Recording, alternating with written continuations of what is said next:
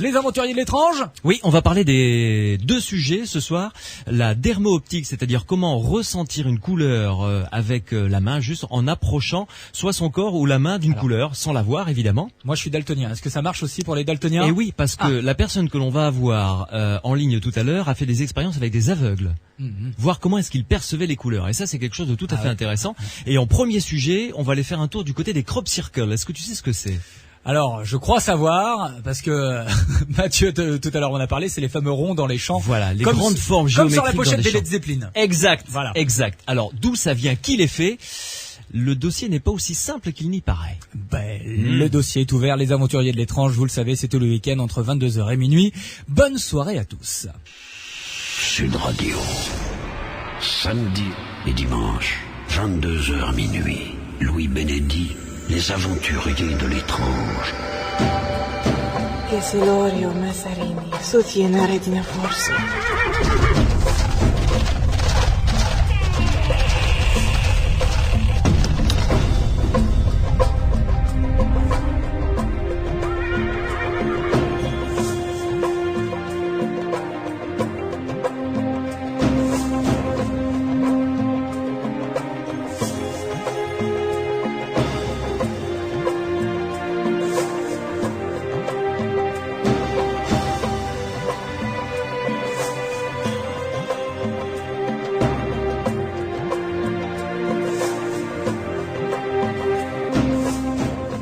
Bonsoir et bienvenue dans les aventuriers de l'étrange. Je suis ravi de vous retrouver pour une nouvelle saison, donc avec beaucoup de beaux sujets, des sujets passionnants que mon équipe et moi-même préparons d'arrache-pied.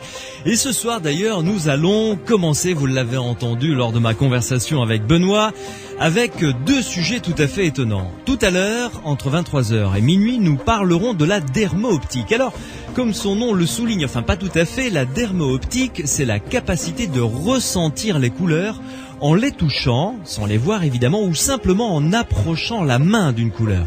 Alors ça ouvre le champ à beaucoup de questions. Par exemple, peut-on voir avec autre chose que les yeux? Quelle influence les couleurs peuvent-elles avoir sur nous sans que l'on s'en rende forcément compte? Telle couleur ou telle autre peut-elle nous apaiser, nous rendre nerveux, nous agresser, nous détendre, nous faciliter la cogitation intellectuelle? Nous découvrirons tout cela avec deux scientifiques, avec Jean-Pascal Bailly et Yvonne Duplessis, qui étudient cela depuis des années. Mais pour cette première heure, nous irons à la découverte des crop circles. Ce sont des dessins qui apparaissent dans des champs de céréales. Ces dessins peuvent avoir des dimensions énormes. Ils sont parfois très très beaux, parfois très simples. Qui les fait? Des artistes en mal de pub, des farceurs, des extraterrestres, des forces inconnues? Eh bien, nous allons découvrir ça avec mon premier invité, l'ufologue Patrick Gross. Bonsoir. Oui, bonsoir Louis.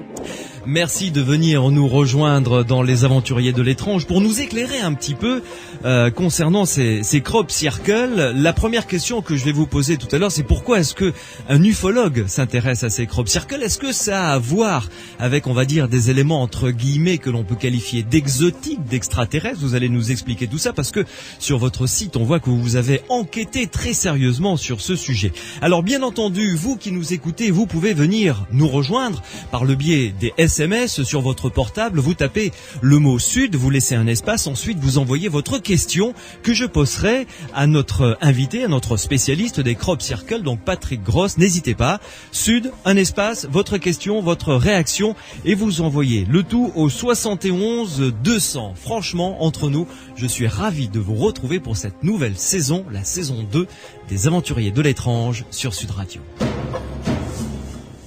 Patrick Gross, nous allons donc pendant cette première heure avec vous arpenter les champs de céréales et essayer de comprendre ce que sont ces crop circles, qui les fait, si tant est que nous puissions avoir pour tous les crop circles des réponses. D'abord, définition, Patrick Gross, vous êtes informaticien, vous vous intéressez à l'ufologie et au crop circle. Définition d'un crop circle, qu'est-ce que c'est?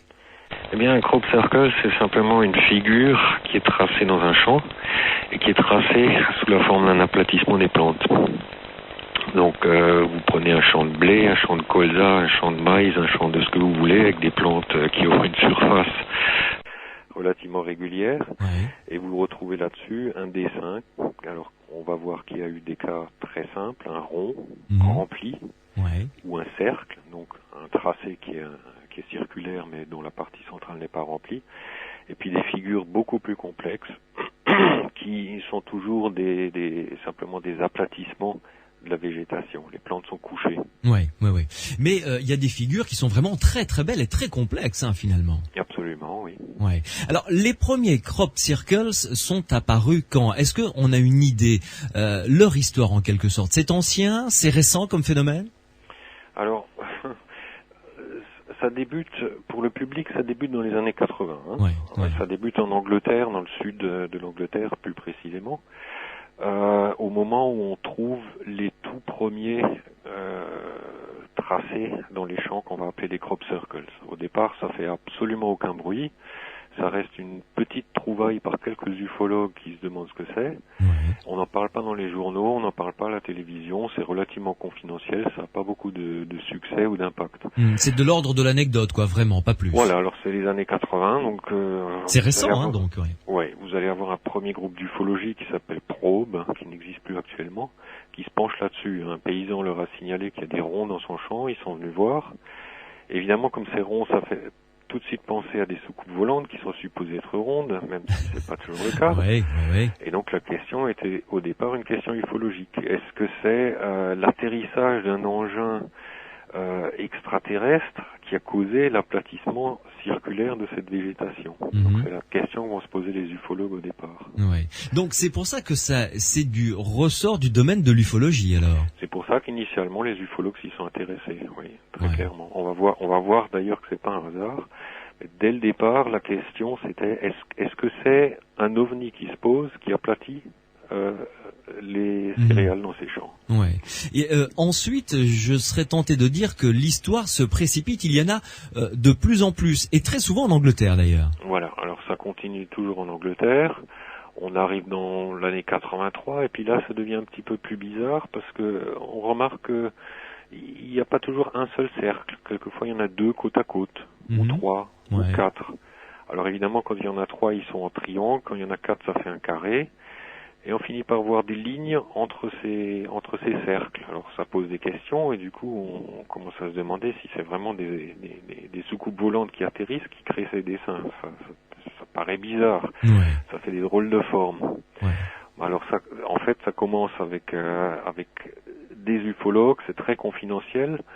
Mais vers 81, il y a un ufologue qui était peut-être un petit peu plus connu que les autres, qui a fait un gros tintouin parce qu'il en a trouvé un très très très joli, qu'on voyait très bien depuis le bord d'une route.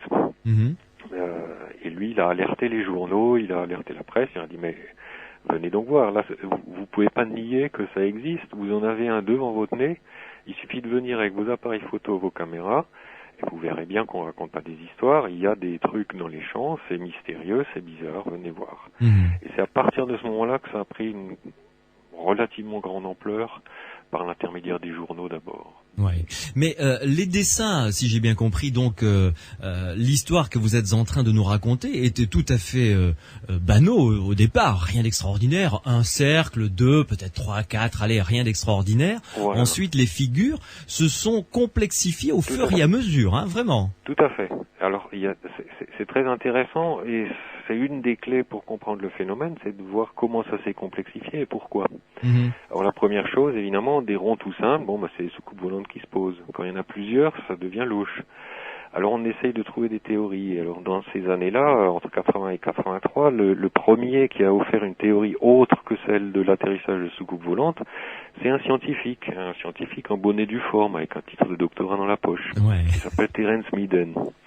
Et lui, son idée, comme il croit pas du tout aux extraterrestres et aux soucoupes volantes, c'est qu'en fait ces ronds étaient créés par des tourbillons de vent, par des mini-tornades un petit peu bizarres, qui en passant sur le champ créaient des marques circulaires. Alors il a attiré l'attention sur le fait que les plantes sont aplaties dans un espèce de mouvement spiralant, elles sont pas aplaties complètement au hasard, et que c'est des ronds relativement réguliers.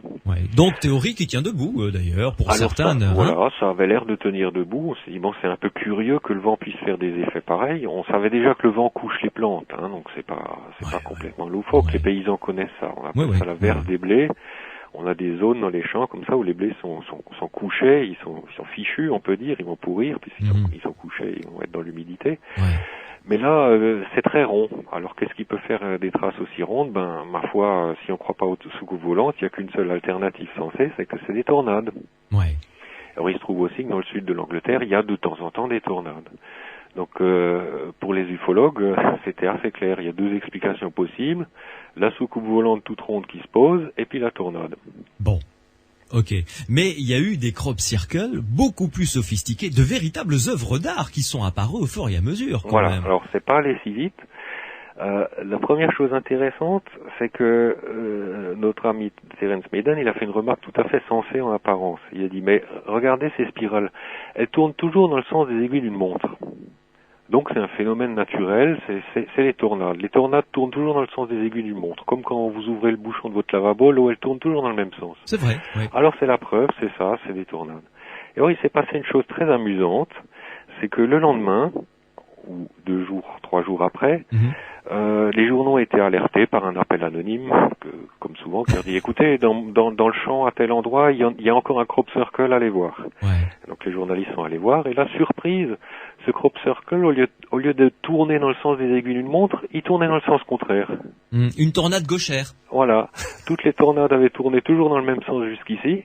Sauf celle-là. C'était une preuve. Et puis, à peine cette preuve est annoncée dans la presse, Monsieur Maiden constate que les tornades tournent toutes dans le même sens. Tout de suite après, il y en a une qui tourne dans l'autre sens. Alors évidemment, les journaux ont fait les gorges chaudes. Évidemment. Allons, c'est quand même un peu curieux cette affaire-là. Mais on vient de recevoir, tiens, un SMS au 71 200. C'est Jean-Philippe d'Agen qui nous écoute et qui vous pose cette question. Oui. Et j'allais vous la poser d'ailleurs. Ces phénomènes sont-ils arrivés dans notre sud-ouest? Je sais qu'il y en a eu en France. Il y a des photos sur votre site de crop circles qui se sont produits en France. Est-ce qu'il d'abord il en est arrivé dans notre sud-ouest, et est-ce qu'il y a des lieux où c'est plus fréquent qu'un autre? Oui. Alors très clairement, le lieu de grande fréquence, c'est le sud de l'Angleterre. Hein. D'accord. Là-bas, vous allez là-bas en été, quand on peut coucher des plantes, quand il y a des champs, quand il y a des plantes dans les champs, vous trouverez des crop circles. Alors il y a des endroits traditionnels que les touristes vont visiter maintenant, où il y en a tout le temps. Ah bon? En France, vous allez en trouver quelques-uns. Ça dépend des années, c'est assez rare. Mais dans les années 80, il n'y en avait pas un seul. Hein. C'est beaucoup plus tard que c'est apparu. Étonnant quand même. Voilà, alors ça va s'expliquer. Bon. Alors, ce qui s'est passé aussi, c'est qu'une fois que Maiden a été un petit peu ridiculisé par le fait que la tornade a tourné dans le mauvais sens, il y a eu la complexification. Il y a eu des lignes qui relient ces ronds. Alors là, ça fait encore un petit peu plus bizarre pour la tornade. Ah oui, complètement, ouais. Donc il a un petit peu modifié sa théorie en disant oui, mais c'est des tornades un peu spéciales, c'est des tornades électriques, c'est des champs électriques dans l'air, etc. Alors ça devenait un petit peu curieux parce que il avait l'air du bout des lèvres d'impliquer qu'il y a une forme d'intelligence qui fait ses dessins, puisqu'ils sont de plus en plus compliqués. Alors pendant ce temps, il y a d'autres théories qui sont arrivées. Les paysans, eux, bon, ça les embêtait qu'il y avait ces ronds dans les champs. Pas tellement parce qu'ils pouvaient plus moissonner l'endroit. La moissonneuse, elle ramasse quand même les grains. Mais il y a les touristes qui venaient, qui saccageaient, qui jetaient des papiers gras, etc. Oui, ils encore plus sûrement ça. Que ceux qui faisaient, alors quels qu'ils soient, ceux qui faisaient les crop circles. Voilà, bien sûr. Ouais. Alors ce qui embêtait les pays, ça embêtait beaucoup les paysans. Et pour eux, la plupart du temps, leur théorie, c'est que c'est les hélicoptères de la Royal Air Force qui faisaient ces ronds. Parce que comme c'est rond et qu'un hélicoptère a un rotor qui tourne en rond, ils se disaient ils vont faire leur manœuvre dans nos champs, et ça c'est vrai, il y a souvent des hélicoptères dans ces régions-là qui volent. Ouais. Ils vont près du sol et avec le souffle des rotors, ça fait des ronds. Alors évidemment, les ufologues rigolaient un petit peu parce qu'ils savent très bien qu'un rond fait par un hélicoptère, ça ressemble pas du tout à ça. Mais enfin, c'était l'idée des paysans qui croient pas aux soucoupes volantes. D'accord. Alors après, ça continue essentiellement entre ufologues. Hein, donc tout d'un coup, il y a quand même des gens qui réfléchissent un peu et qui disent et si c'était des hommes qui faisaient ça? Et si c'est des gens qui aplatissaient ces plantes d'une manière quelconque? Alors le débat était à ce niveau-là. Hein. C'est plus des soucoupes qui se posent et qui font des ronds parce que les soucoupes sont rondes. La théorie des tornades, elle a du plomb dans l'aile. Qu'est-ce qui reste? Ma foi, c'est peut-être des gens qui font des farces. Hein. Là, on arrive dans les années 86, et là, le débat au niveau ufologie, c'est la première fois où, franchement, un grand groupe d'ufologie en Angleterre évoque l'idée que ça pourrait être simplement des farces faites par des gens. Alors, ce grand groupe, c'est le Bufora. on peut presque dire que c'est une fédération de l'ufologie anglaise. Tous les ufologues n'y sont pas, mais enfin la crème de la crème, ils sont. Et eux publient en 86 un premier bouquin, Mystery of the Circles. C'est compilé par Jenny Randles et ça comprend des articles de plein de chercheurs. Et là-dedans, on évoque la théorie des farceurs, on évoque les effets du vent, on évoque les hélicoptères de l'ARF et on s'oriente vers la conclusion, ça doit être des farceurs. Très bien. Patrick Gross, vous restez avec nous. Une première pause et ensuite on se retrouvera pour évoquer, on va rentrer dans le vif du sujet, on va évoquer un cas d'un crop circles sur lequel vous avez enquêté parmi d'autres, qui a été réalisé, qu'on a découvert à côté du célèbre site de Stonehenge en Angleterre. Très très beau site évidemment. Et là vous avez mené une enquête avec beaucoup de minutie. Et ensuite on s'apercevra à travers un autre cas que le dossier est beaucoup plus complexe qu'il en a l'air. C'est pas forcément que des petits farceurs qui s'amusent le soir ou dans la journée à se réunir pour tracer des crop circles dans les champs anglais ou d'ailleurs. Vous pouvez continuer, comme Jean-Philippe Dagen nous envoyait une question tout à l'heure, à envoyer vos réactions, vos questions par SMS. Sud, un espace, votre question, et vous envoyez le tout au 71 200. Nous parlons des crop circles dans les aventuriers de l'étrange ce soir sur Sud Radio. Florent Pagny, là où je t'emmènerai sur Sud Radio ce soir dans les aventuriers de l'étrange. Deux sujets. Jusqu'à 23h, nous parlons des crop circles avec mon invité l'ufologue Patrick Gross. Et ensuite, nous parlerons de la dermo-optique. Vous allez voir, c'est un sujet absolument passionnant. Comment ressentir les couleurs sans les regarder et quelle influence les couleurs peuvent avoir sur notre comportement. C'est un sujet absolument fascinant. Nous en parlerons tout à l'heure avec notamment Yvonne Duplessis.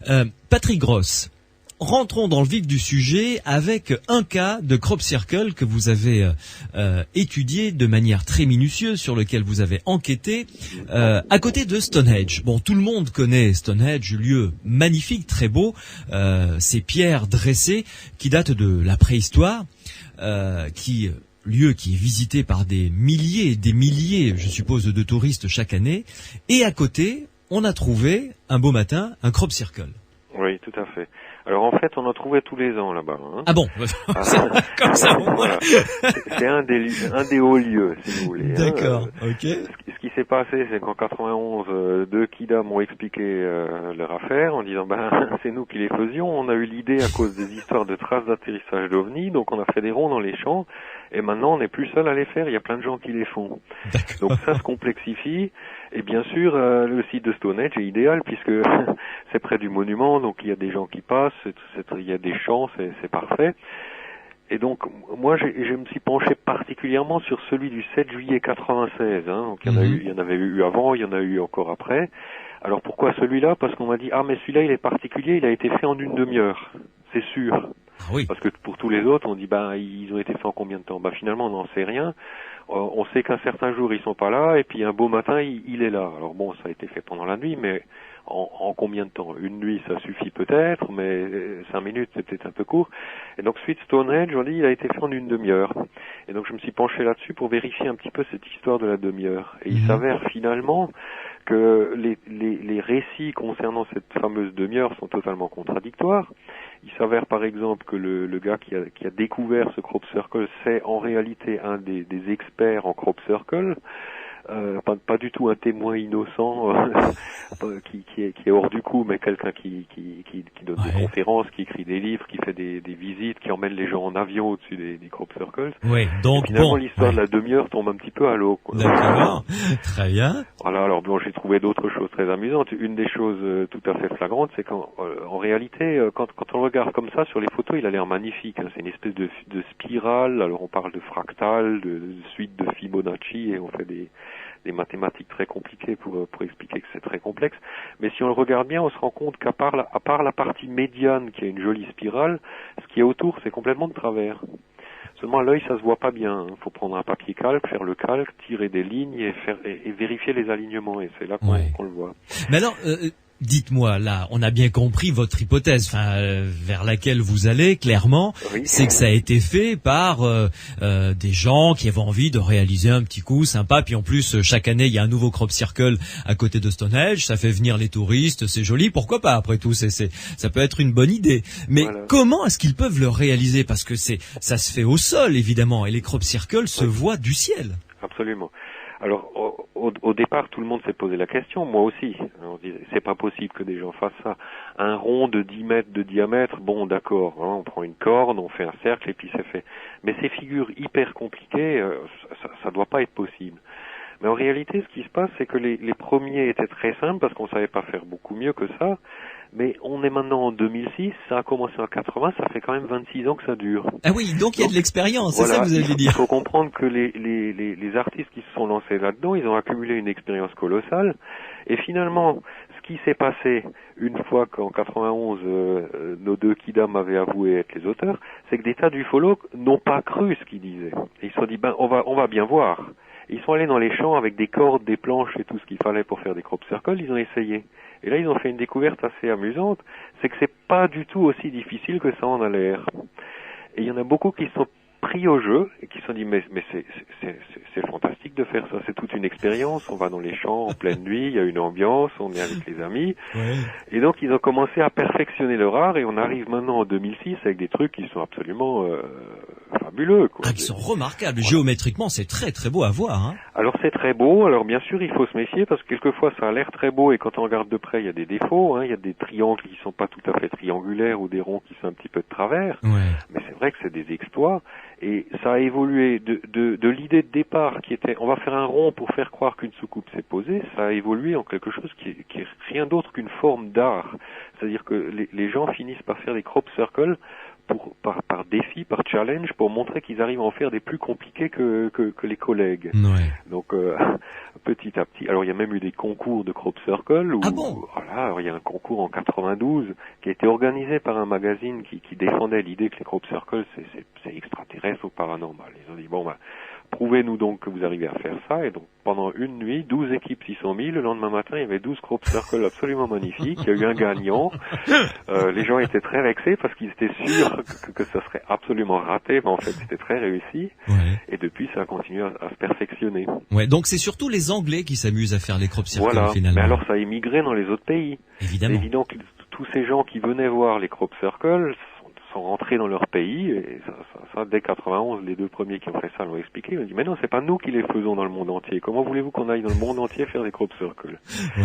Mais simplement, les gens ont vu ces trucs-là, se sont dit mais comment on fait ça? Et puis ils ont essayé chez eux, et puis du coup on a des équipes un petit peu partout dans le monde. Alors c'est pas tous les pays, hein. Il y a certains pays où les gens se fichent des crop circles comme de leur dernière chemise.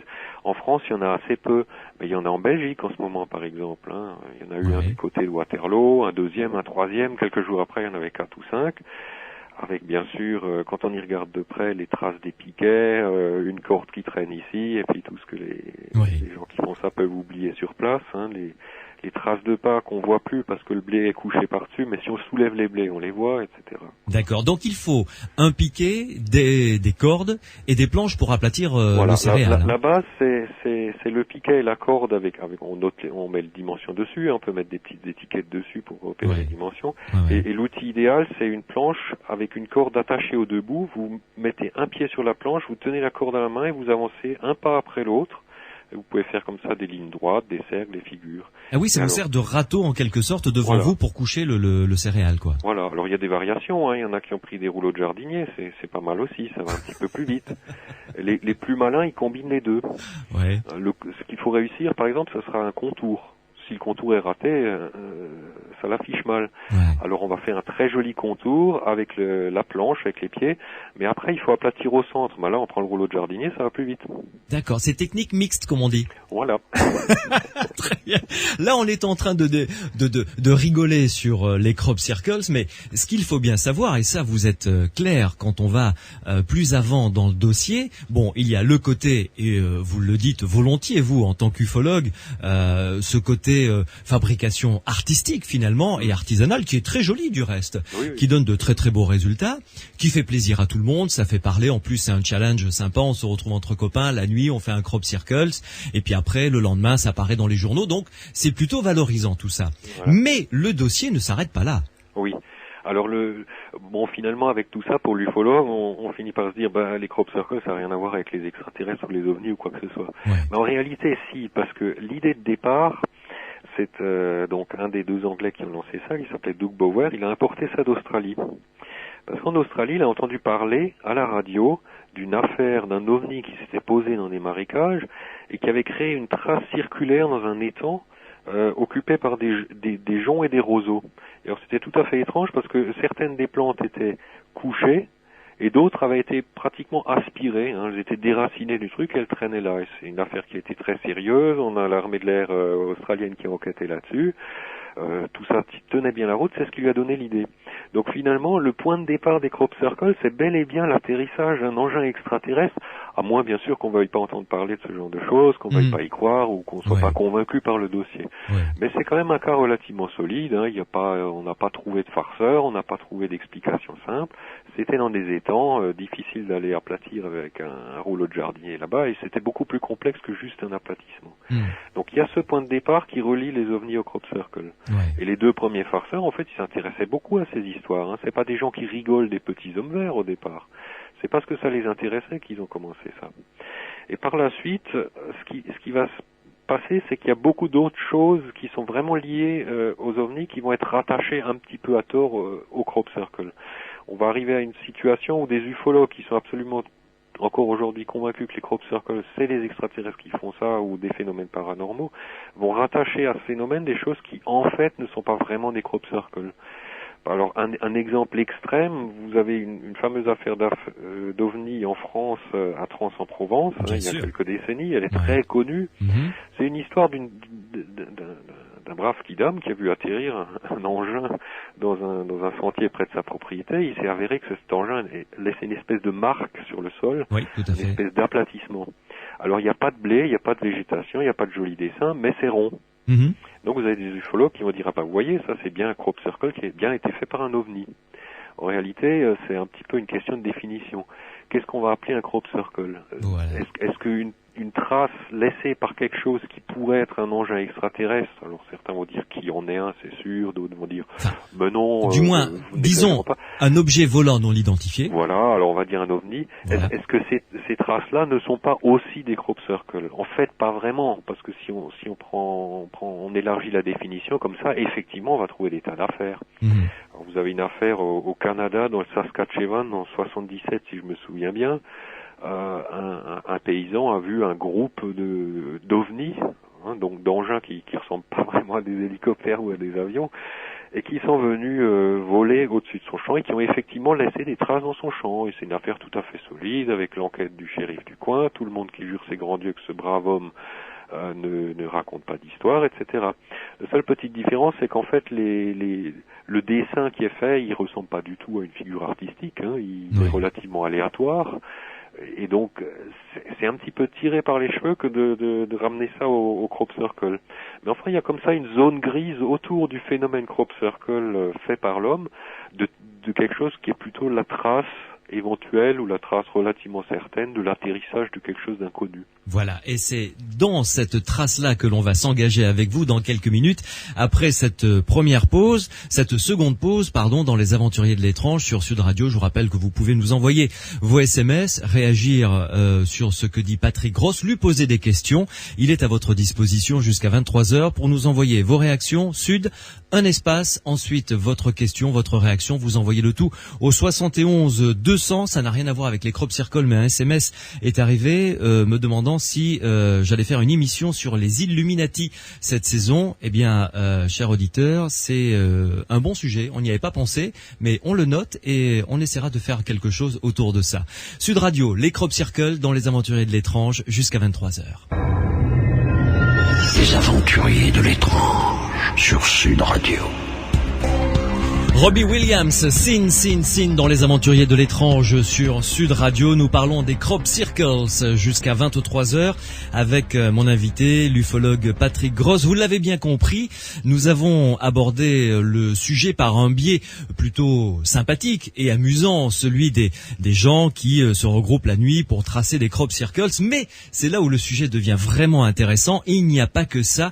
Et il y a des traces laissées au sol que certains mettent dans le dossier des crop circles et qui n'en sont pas, enfin du moins qui ne sont pas réalisés par de joyeux farceurs qui viennent réaliser de très belles figures géométriques d'ailleurs. Un cas que vous citez sur votre site, Patrick Gross, c'est le cas d'un crop circle sur lequel vous avez enquêté aussi, et des laboratoires se sont penchés d'ailleurs, des laboratoires israéliens et américains se sont penchés sur des prélèvements qui ont été réalisés sur place. Le cas d'un crop circle qui a été découvert en Israël. Voilà, alors c'était à Kadima, c'est un journaliste israélien qui s'intéresse aux ovnis qui a rapporté toutes ces affaires. Il y a eu plusieurs observations là-bas, alors on discute, est-ce que c'était des avions, est-ce que c'est des extraterrestres, c'est un peu compliqué, on va faire court. C'est en septembre 97 qu'un père et son fils ont dit avoir vu un ovni se poser sur leur terre. Ils ont retrouvé le lendemain effectivement une espèce de trace dans la végétation. Et il y avait une espèce d'enduit sur cette trace, quelque chose d'un petit peu gluant ou visqueux qu'ils ont ramassé, qu'ils ont mis dans des petits flacons. Ouais. Et tout ça s'est passé par l'intermédiaire de ce journaliste du côté de laboratoires américains qui ont dit, à première vue, il y a vraiment quelque chose de bizarre là-dessus. Alors ça ressemble à une sorte d'huile ou de pétrole, c'est de couleur pourpre. Et il y a des espèces de débris, comme des espèces de petits grains de silicium dedans. C'est une sorte d'huile, on ne sait pas trop ce que c'est ferreux, mais c'est pas tout à fait du fer. Alors, il y a du cadmium, on a comme ça des des analyses ou des recherches sur ces échantillonnages-là qui semblent indiquer que il s'est effectivement passé quelque chose de tout à fait inhabituel là-bas. Mmh. Et alors là aussi, c'est pas du tout un dessin compliqué avec des jolies spirales et des éléments décoratifs ou folkloriques. Hein. C'est une trace qui est relativement ovale. Elle n'est pas extrêmement précise géométriquement et donc elle est reliée au crop circle simplement parce que c'est dans un champ et que donc les végétaux en dessous ont été relativement aplatis. Ouais. Alors ce qui est un petit peu dommage, c'est que du fait qu'il y ait les crop circles en tant que forme d'art, initialement farce et puis devenu entre-temps forme d'art, les affaires qui sont plus directement reliées, au moins potentiellement à des affaires d'OVNI, passent un petit peu inaperçues dans tout ça. Le public est très polarisé. Alors c'est ou bien tous les crop circles sont faits par des forces paranormales très compliquées, ou alors c'est des extraterrestres qui nous envoient des messages, etc. Et puis les cas où des engins volants qu'on n'arrive pas bien à expliquer ont effectivement tracé des choses dans de la végétation ou laissé des traces. On n'en parle plus trop du coup, hein. Mais pourtant ça commence il y a longtemps, hein, où vous avez un cas très très connu en France en 54 à Chabeuil dans la Drôme, où une brave dame a été confrontée à un engin circulaire, à son occupant également, et puis on a effectivement noté très sérieusement qu'il y a eu des traces dans la végétation. C'était au bord d'un champ de maïs, des plantes de maïs avaient été couchées, et des acacias, donc des arbres qui montent un petit peu en hauteur. On a trouvé des branches cassées à l'endroit où l'engin serait monté pour s'en aller, quoi. Et donc ces affaires passent un petit peu dans l'oubli à cause du crop circle forme d'art. Alors revenons à ce cas de traces laissées donc en Israël. Il y a cette matière visqueuse dont vous nous avez parlé très rapidement. Est-ce que les laboratoires, parce que 2 laboratoires indépendants se sont penchés sur cette matière, un laboratoire israélien et un laboratoire américain, les 2 sont allés dans le même sens. Est-ce que cette matière ressemble à quelque chose de connu? Parce que c'est ça la question finalement. C'est la bonne question. Alors, ils ont publié leurs analyses préliminaires, ils ont publié leur étonnement, et puis après, on n'en a plus du tout entendu parler, ce qui est très gênant. Alors, a priori, ce qu'ils évoquent ne ressemble pas à quelque chose de connu. Hein. C'est pas du pétrole, c'est pas de l'huile de moteur d'hélicoptère, c'est rien de tout ça. Mais on n'en sait pas plus, c'est tombé dans l'oubli, et c'est souvent le cas avec les affaires d'OVNI. On en parle à un certain moment, et puis chacun se fait sa petite idée, et puis après, c'est terminé, on oublie, les dossiers se perdent, on trouve plus les gens qui étaient impliqués dans l'affaire, etc., etc. Mais même vous, parce que vous avez enquêté de manière très minutieuse sur différents cas, même vous, vous êtes heurté comme ça à une espèce de no man's land en ne trouvant plus personne pour avoir au moins des débuts de réponse. Oui, souvent. C'est souvent le cas. Alors que ce soit avec les crop circles faits par des artistes ou avec des cas de traces d'atterrissage d'OVNI, c'est le problème numéro 1, c'est l'oubli, quoi. Les choses se perdent, les gens disparaissent, etc. Alors il y a rien de machiavélique là derrière, hein, c'est simplement que l'actualité remplace l'actualité et que les gens ne vont pas toujours au bout des choses, hein. Donc le cas Kadima en Israël en 97, on a des analyses préliminaires et puis les analyses finales, je les cherche encore. Même en toquant à la porte de ces 2 laboratoires, pas de réponse. Pas de réponse. Alors l'un des labos a un site internet, ils font d'ailleurs des analyses sur les crop circles également, hein. Ouais. Donc, ils ont un site internet, ils ont publié quelques rapports, mais à peu près 10% de ce qu'ils ont publié. Et pour le reste, ils sont encore à essayer de les mettre sous informatique, c'est pas encore fait, etc. Donc c'est très difficile d'avoir des réponses, et c'est un peu dommage. Est-ce que vous pouvez nous citer d'autres cas de crop circle qui ne seraient pas d'origine, on va dire, humaine? Alors, pour tous ceux qu'on va trouver dans le sud de l'Angleterre, franchement, j'en vois pas un, hein. Il y en a aucun où on a des critères solides qui permettent de dire voilà, ça c'est vraiment extraordinaire. Il y a quelques pseudo-critères du genre ah oui, mais les blés qui étaient dans le crop circle, quand on plante les graines, ça pousse moins vite qu'avant, des choses comme ça. Mais tout ça, ça a des explications naturelles relativement simples. Oui. Donc vous allez avoir des cas d'atterrissage d'OVNI ou d'atterrissage d'OVNI allégués qui vont être plus ou moins solides. Il y en a qui sont très solides. Il y en a qui sont très discutés comme le cas de Trans-en-Provence. Mais à chaque fois qu'on tombe sur quelque chose où il y a de la substance derrière, où il y a une enquête ufologique derrière, force est de constater que c'est pas le phénomène crop circle tel que le grand public le connaît. Oui.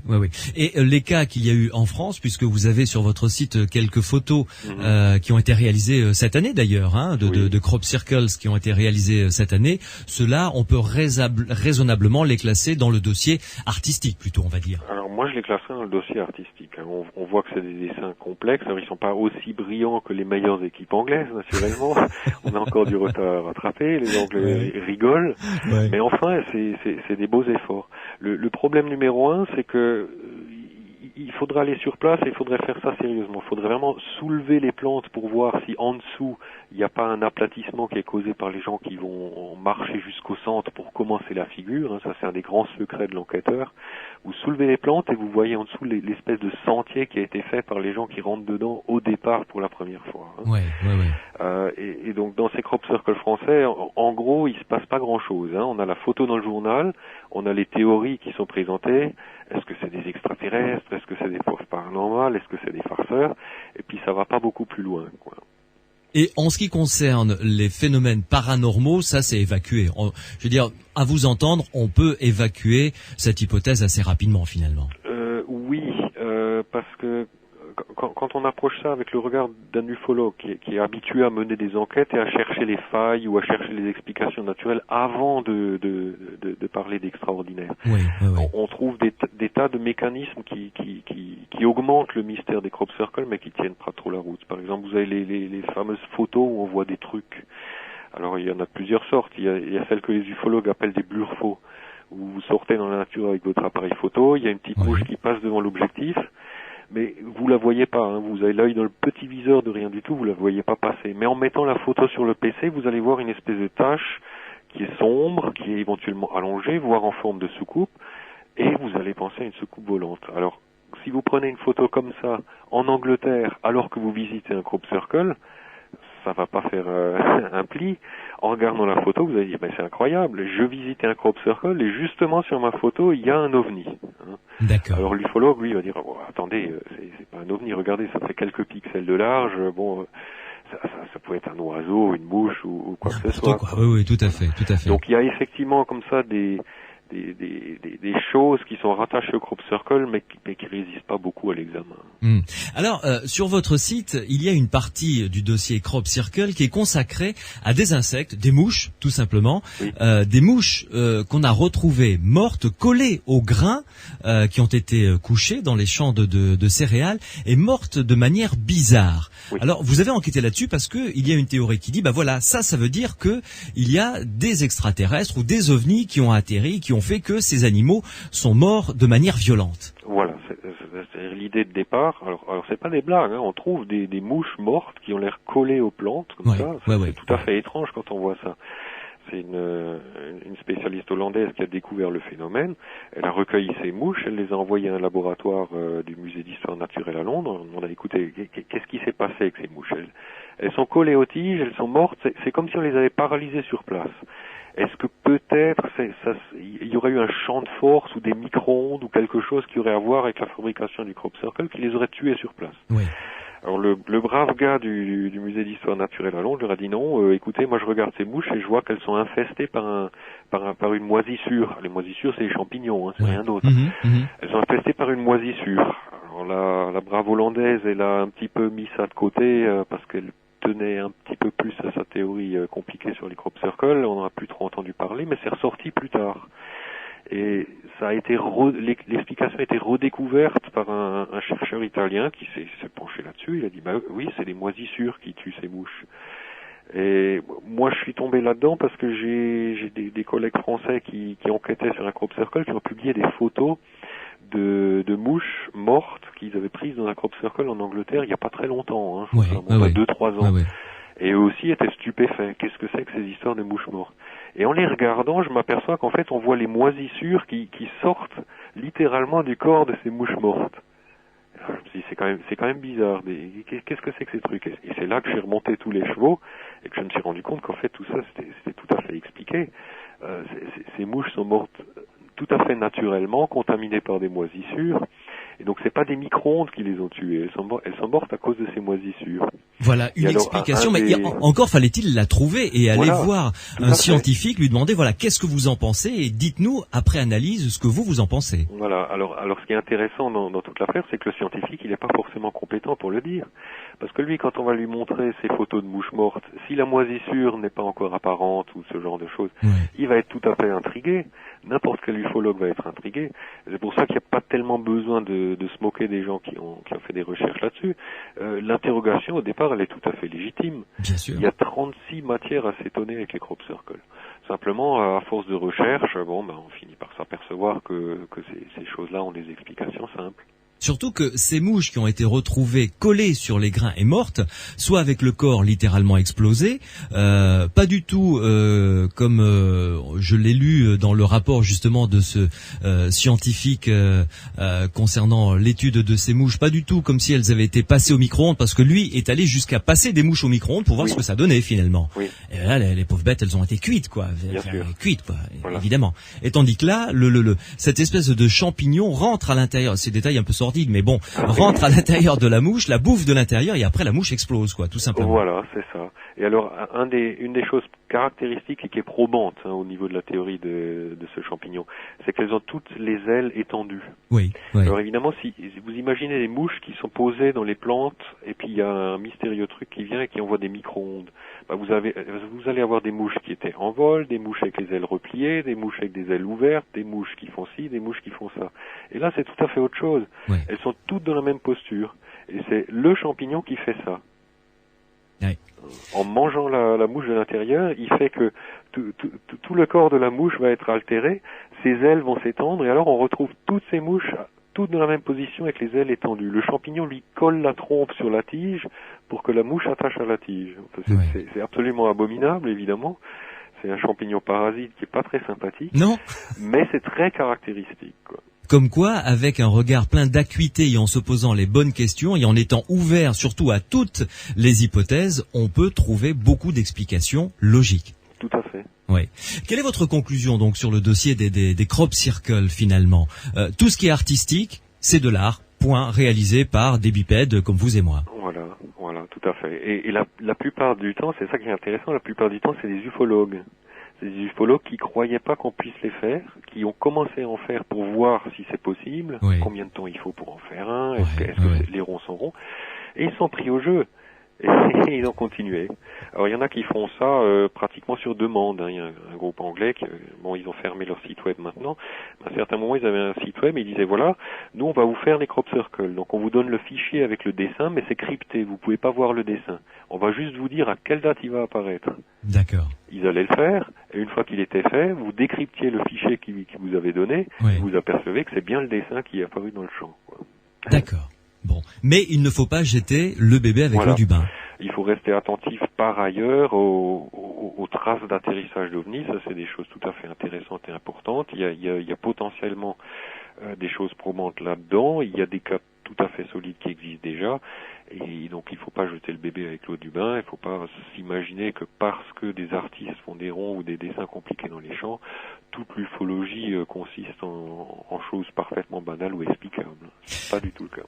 Merci beaucoup Patrick Gross de nous avoir éclairé sur ce dossier très intéressant des crop circles. On sait maintenant à peu près à quoi s'en tenir.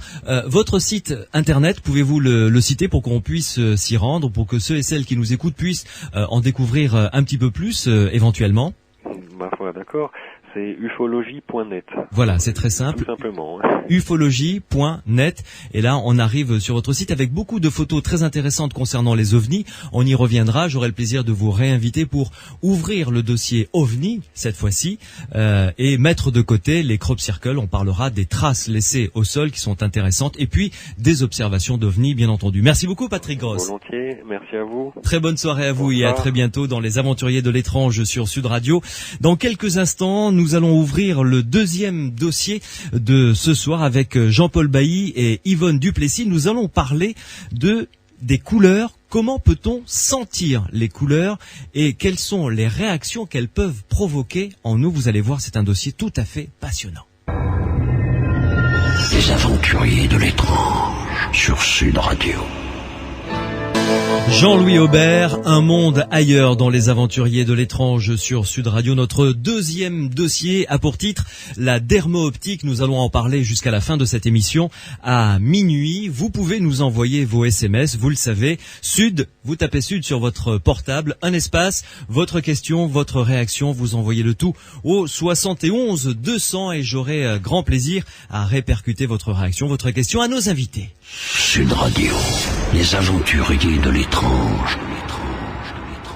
La dermo-optique, donc, c'est le titre de notre deuxième dossier ce soir sur Sud Radio, comme son nom le souligne. Peut-être pas la dermo-optique, c'est la capacité à ressentir les couleurs en les touchant ou simplement en approchant la main d'une couleur. Alors ça ouvre le champ à beaucoup de questions et j'ai le grand plaisir de recevoir ce soir deux scientifiques qui travaillent sur ce domaine depuis plusieurs années.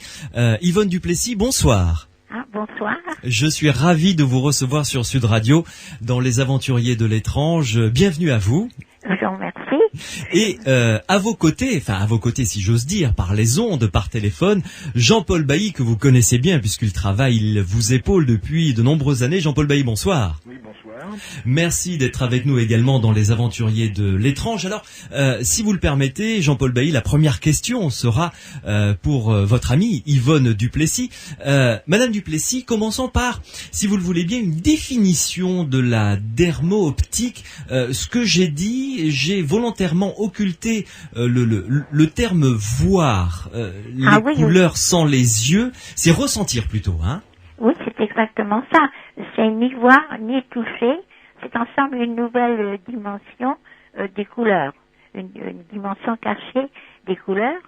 Et la dermo-optique se rapporte à la capacité, qui est en tout être humain, de réagir à des surfaces colorées, à des surfaces complètes, visibles et non visibles, dissimulées à la vue, mais si elles sont, par exemple, à distance, donc le toucher est exclu, ou bien dans l'obscurité, ou recouverte d'un écran opaque.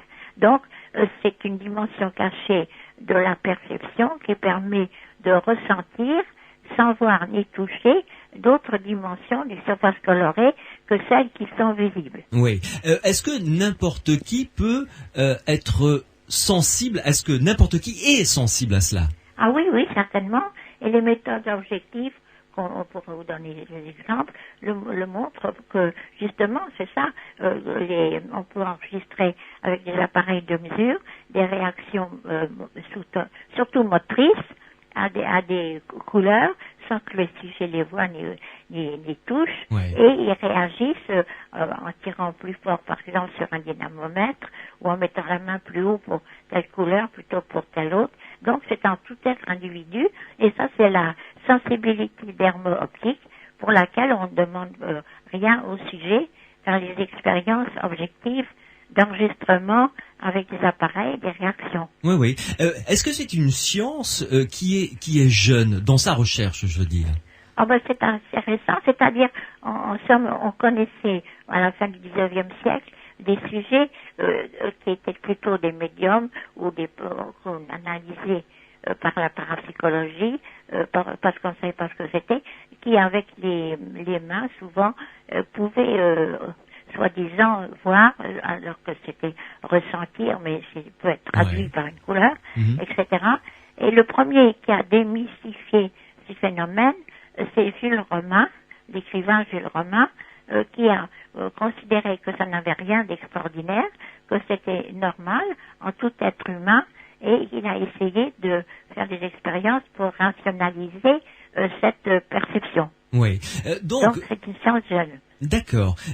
Est-ce que il y a beaucoup de chercheurs qui s'intéressent à cette science, la dermo-optique, en France, par exemple? Ah non, juste pas du tout. On s'intéresse absolument pas, non. Bon, voilà, ça, oui, voilà, c'est fait au moins, voilà. Oui.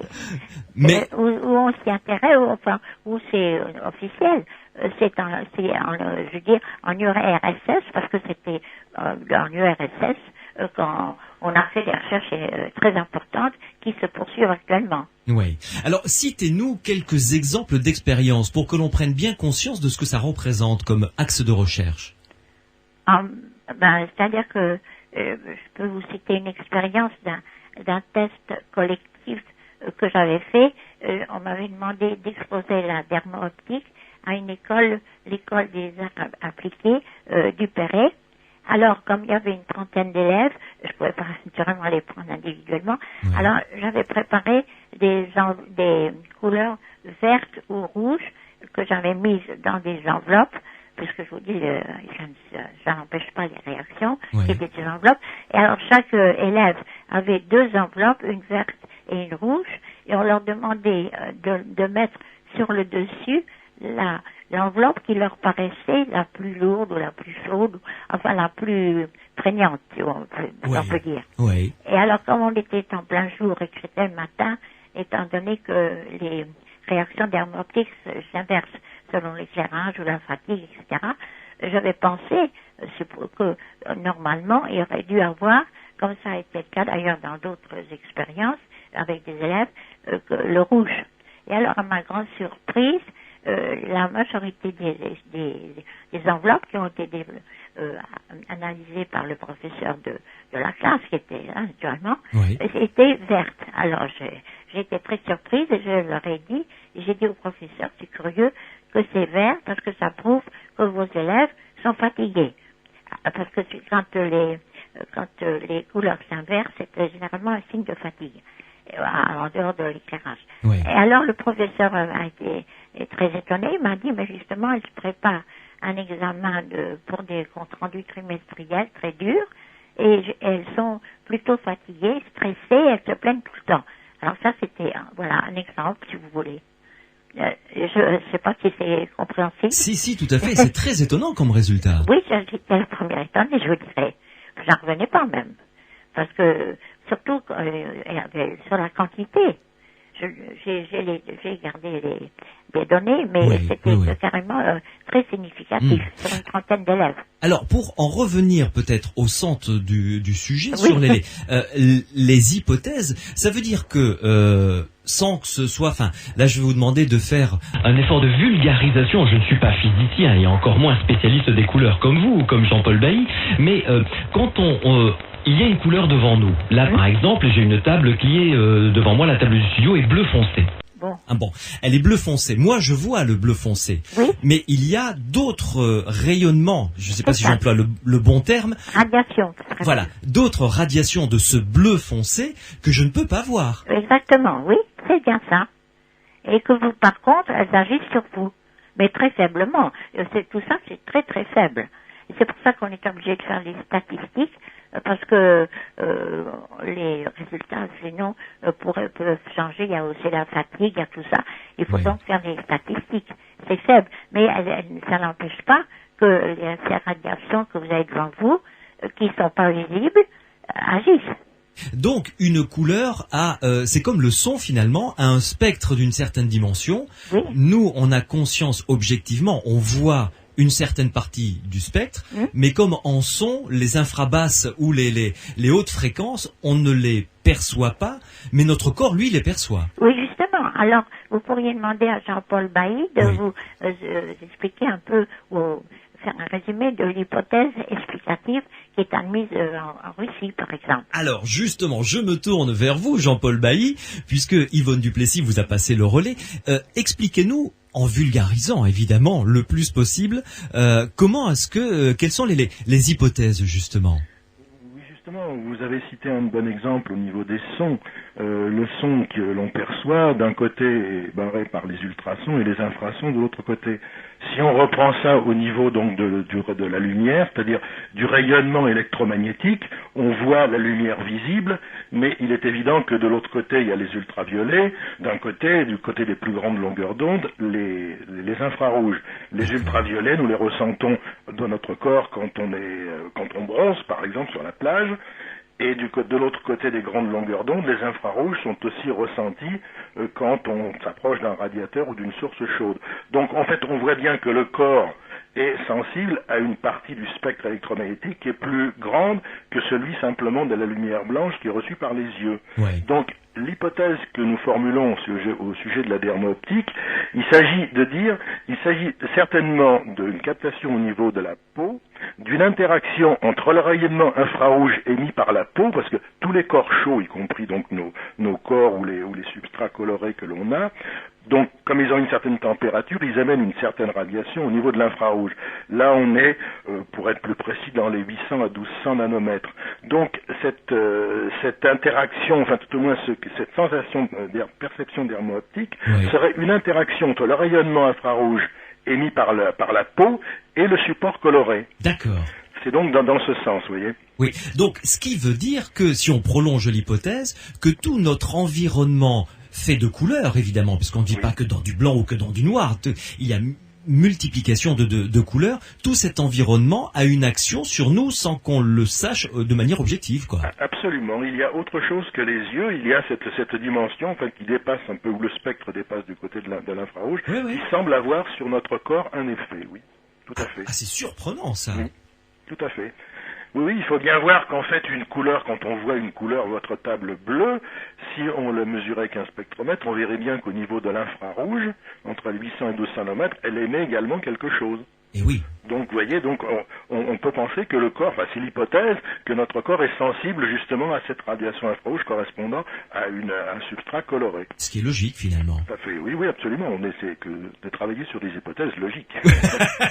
Oui, pour moi, moi qui découvre cette science, si vous voulez, oui, je comprends votre raisonnement et il me paraît tout à fait fondé et je dirais presque naturel. Oui, d'ailleurs, en fait, pour simplement un anecdote, nous avons essayé de faire passer au spectromètre justement certains échantillons colorés et nous sommes bien aperçus qu'en fait ce qui était beaucoup mieux ressenti, c'était en fait les substrats colorés qui avaient un taux de réflexion le plus élevé possible dans la gamme des 800-1200 nanomètres, c'est-à-dire dans l'infrarouge court, vous voyez. C'est-à-dire, comme couleur, ça veut dire quoi ça? C'était dans les oranges, dans les choses comme ça. Ça dépend un petit peu également du type de pigment, vous voyez. Oui.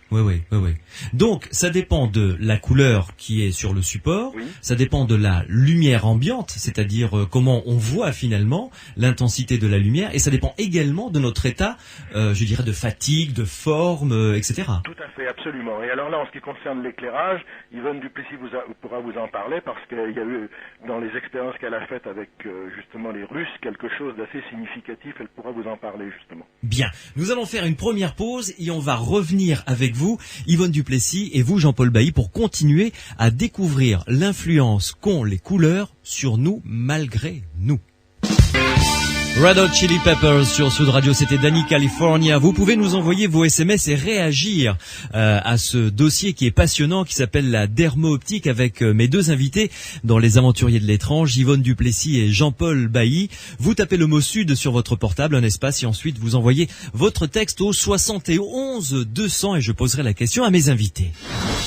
Les Aventuriers de l'étrange sur Sud Radio. Yvonne Duplessis et Jean-Paul Bailly, pas mal de questions se bousculent par SMS. C'est vrai que ce dossier des couleurs qui agissent de manière inconsciente sur notre comportement, peut-être sur notre manière d'être, soulève pas mal de questions. Juste avant que vous nous parliez, Madame Duplessis, des expériences que vous avez menées avec les Russes, et vous nous parlerez également des expériences que vous avez fait avec des aveugles. Ça, c'est passionnant. Une question nous arrive d'un auditeur qui est celle-ci. Est-ce qu'une couleur particulière peut-elle transmettre un état dépressif, Madame Duplessis?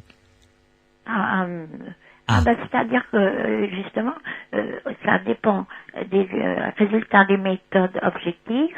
Et en effet, par exemple, au jour, les états peuvent être modifiés parce que là, on s'accorde avec la tradition. Le vert et le jaune sont reposants, détendent, tandis qu'en effet, comme on le dit, le rouge est excitant. D'accord. Mais comme dans la nuit, parce que comme c'est l'infrarouge, ça agit d'autant plus la nuit, si par hasard on met dans une chambre à coucher, on la décore avec du vert, c'est tout à fait mauvais.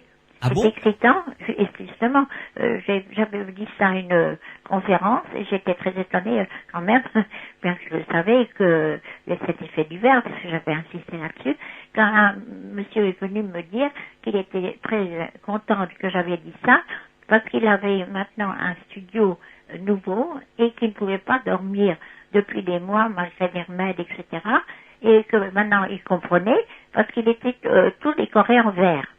D'accord. Donc, pour la dépression ou bien l'excitation et inversement, le choix des couleurs est très important. Et selon l'éclairage, c'est surtout ça qu'il faut considérer, parce que ce qui est vrai au jour ne l'est plus du tout dans l'obscurité. Tout à fait. Alors, parlez-nous, comme l'a suggéré Jean-Paul Bailly tout à l'heure, de ces expériences que vous avez menées avec les Russes. Ah ben non, là c'était pas tout à fait c'est ce qu'il voulait dire, c'était qu'il y avait une coïncidence qui m'a permis d'échanger une correspondance pendant 20 ans avec les Russes, parce que j'étais tombée, si on peut dire par hasard, quand vous parliez des aveugles, avec un aveugle, parce que j'avais étudié les rapports des sons et des couleurs, et avec cet aveugle, qui était un artiste ébéniste, mais devenu sculpteur, qui mettait des couleurs sur ses sculptures, ce qui m'avait étonné, et je me suis dit, il y a peut-être des nouveaux rapports son et couleurs. Oui. Bon, alors j'ai été voir, et alors il m'a dit que les couleurs sur ses... Et ça, il avait vu, c'était pas un aveugle de naissance. Hein. D'accord. Il savait ce que c'était.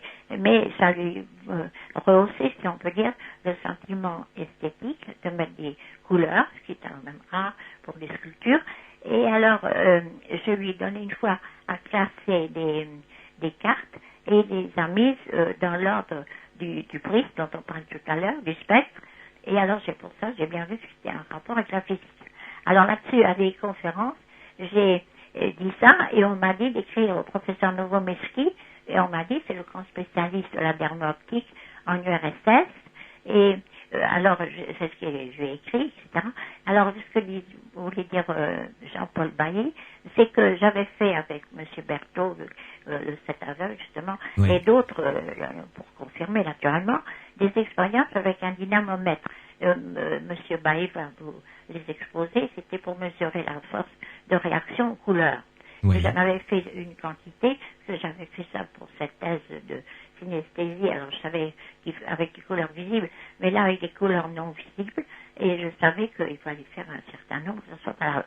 Alors j'ai envoyé ça en URSS, parce que personne ne s'intéressait à ce que je faisais, pour développer les statistiques, et on m'a vraiment, j'ignorais les travaux russes, et alors j'étais très étonnée parce que le professeur Novosmeski était enchanté, parce qu'il m'a dit, vous avez dû utiliser 2 éclairages pour vos expériences, parce qu'il y a une série de résultats qui est inverse par rapport à l'autre. Donc, vous avez dû être au jour, tout ça, il m'a écrit il y a quelque chose qui était Karen Moore.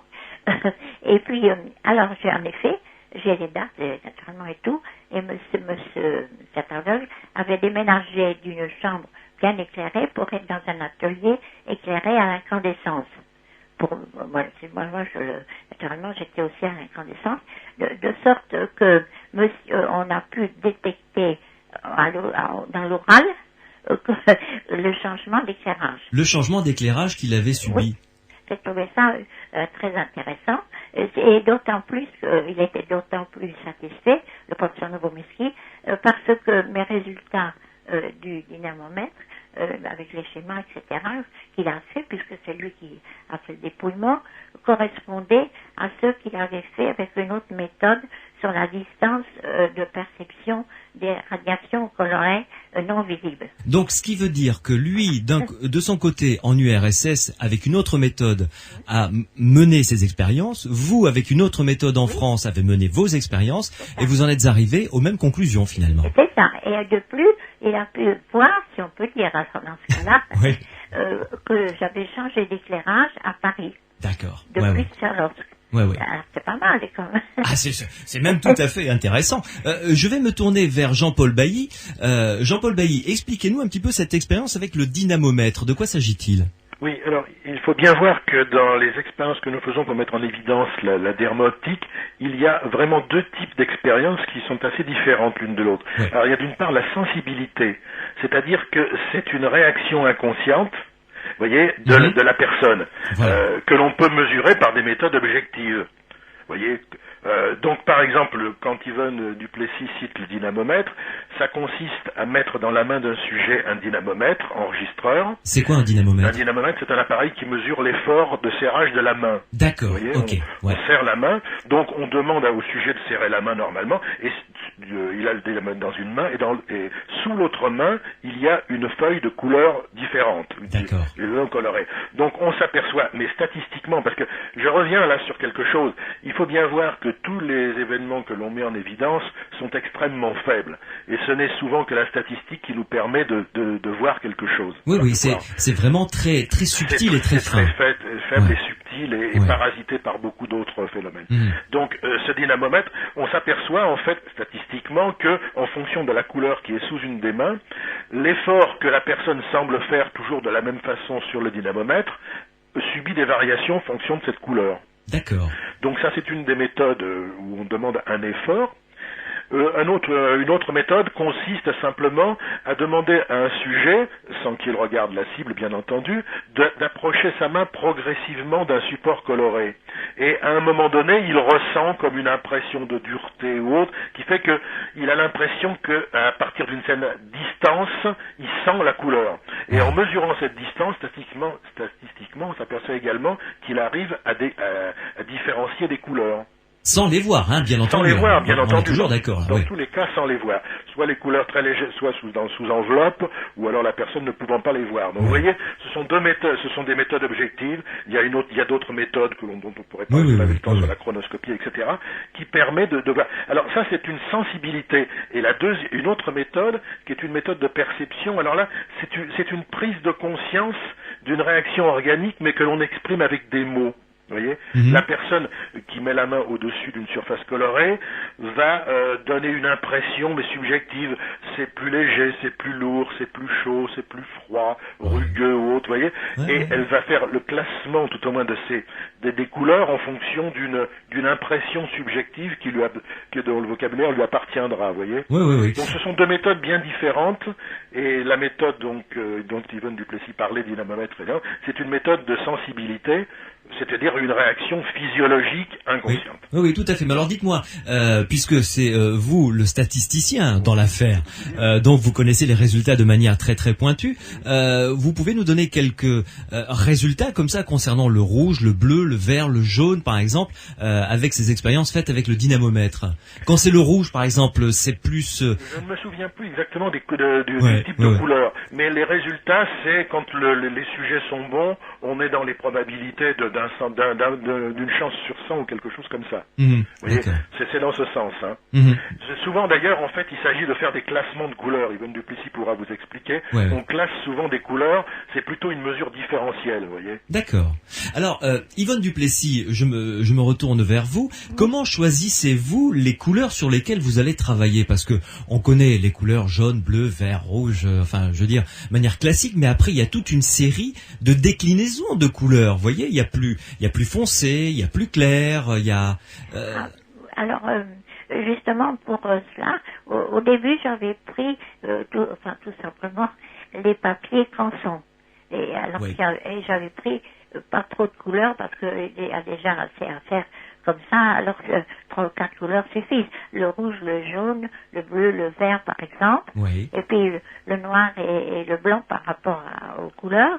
Et ensuite, j'ai eu un sujet, parce que ce sont des sujets volontaires qui viennent parce que ça les intéresse, et qui était dans une maison où on s'occupait des couleurs. Et alors, elle m'a fait des plaques. Ça, c'était très très bien, j'étais très contente, parce que c'est des plaques avec des pigments répertoriés. Et alors, il y a toutes les considérations, au point de vue chimique et autres, des plaques. Et alors là, on a mis elle n'a pas fait des quantités, mais de chaque, de façon à ce que je puisse les changer. Et comme je vous ai dit, les couleurs fondamentales, enfin, bleu, jaune, vert et rouge, et toutes les expériences ont été faites avec ces plaques qui sont précises. D'accord. Mais alors, dites-moi, le blanc et le noir, qui ne sont pas des couleurs. Non, mais ils agissent comme tels. D'accord. Le noir est rugueux, parce qu'il faut toujours faire attention que les effets sont inversés selon l'éclairage ou l'obscurité. C'est très important, ça. Oui, tout à fait. Alors, enfin, au jour, le noir est rugueux et freinant. D'accord. Voilà. Et puis le blanc aussi, mais peut-être l'importance est moins grande que celle du noir. Alors, le noir la nuit, il est comment? Parce que le jour, il est rugueux et freinant. Et le noir dans l'obscurité, il est ressenti comment plutôt? C'est comme des tendants, justement, antidépressifs.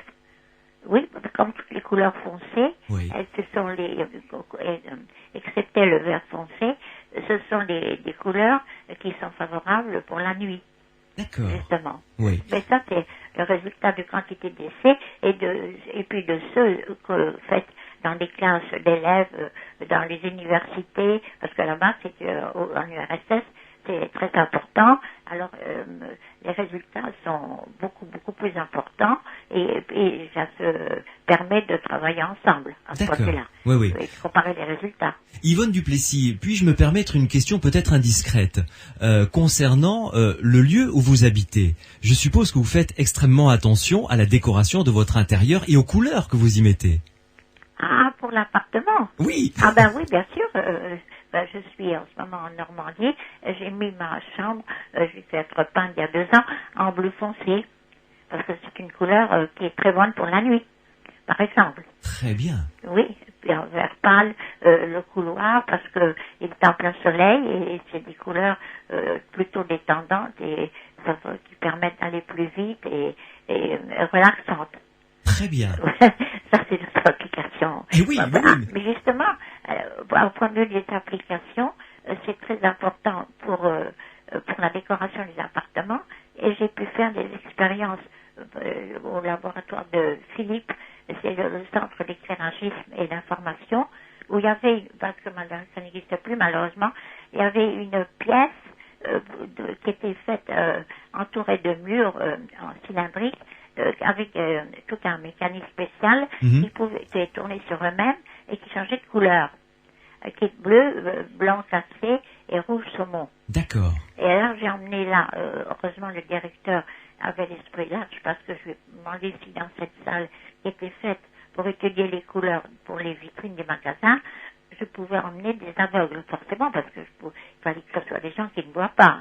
D'accord. Bon, alors ça l'intéressait beaucoup, alors j'ai pu y aller parce que c'est toute une organisation. Et alors, enfin, je vous donne, pour simplifier, le résultat qui nous a vraiment étonnés, c'est que, parce qu'il y a aussi les changements d'éclairage, donc ils avaient mis lumière du jour, et ils avaient mis, parmi les autres couleurs, ils avaient mis du rouge. Oui. Et là, j'avais amené un sujet qui est un aveugle de naissance, et qui n'a jamais rien vu, qui ne connaît pas Oui. les couleurs. Oui. Quand on a mis du rouge, ça a été vraiment, on était vraiment étonnés. Il s'est levé, il était furieux, parce qu'il a d'ailleurs pas très bon caractère, mais furieux, il voulait s'en aller.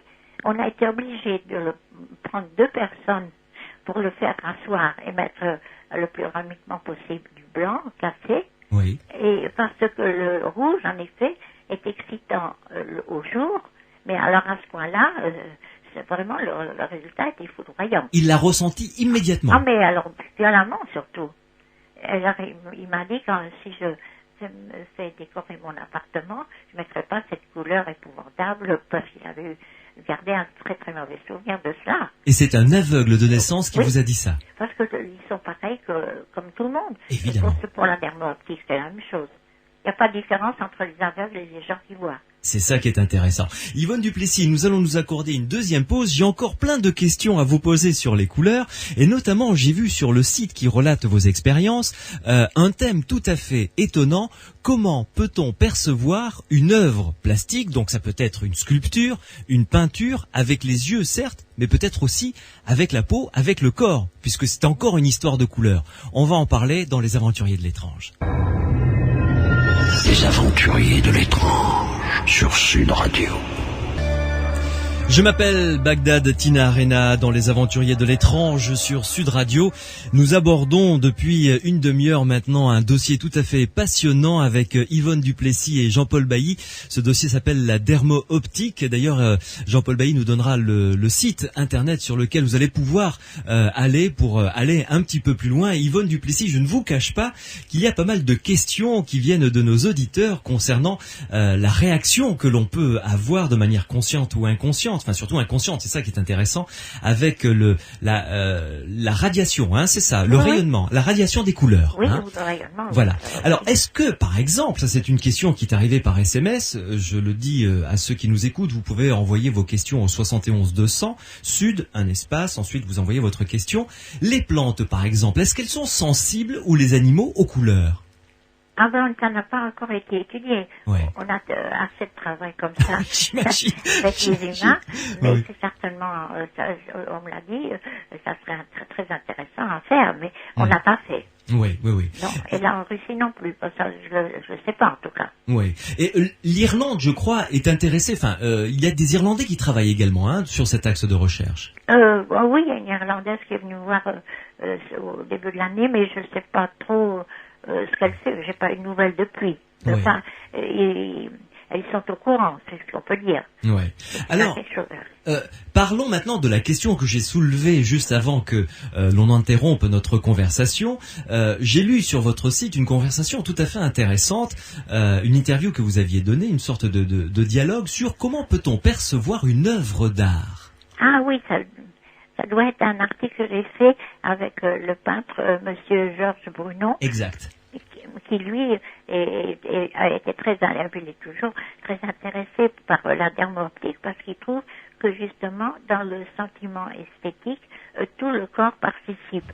Oui. Quand on dit qu'on aime tel tableau en simplifiant ou des choses au contraire ça ne vous plaît pas, ça vient très souvent non pas du regard mais de tout l'ensemble du corps qui est en somme atteint, si on peut dire, sensible aux radiations non visibles des couleurs qui sont sur le tableau. Oui, c'est vrai.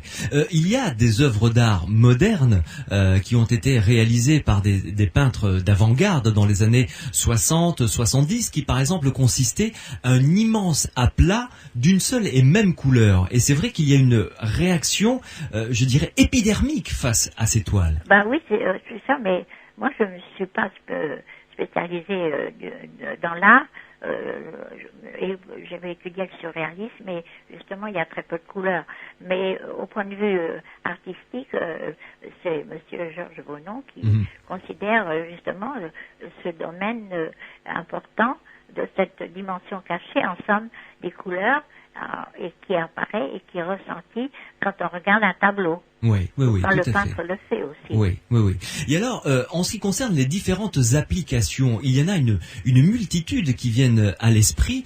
Par exemple, pour travailler, pour avoir l'esprit qui travaille dans de bonnes conditions, dans quel type de couleurs faut-il se mettre, par exemple? Justement, là, on a fait beaucoup de recherches, c'est encore en Russie, et ce sont sur les méthodes inconscientes, sur la vitesse des réactions.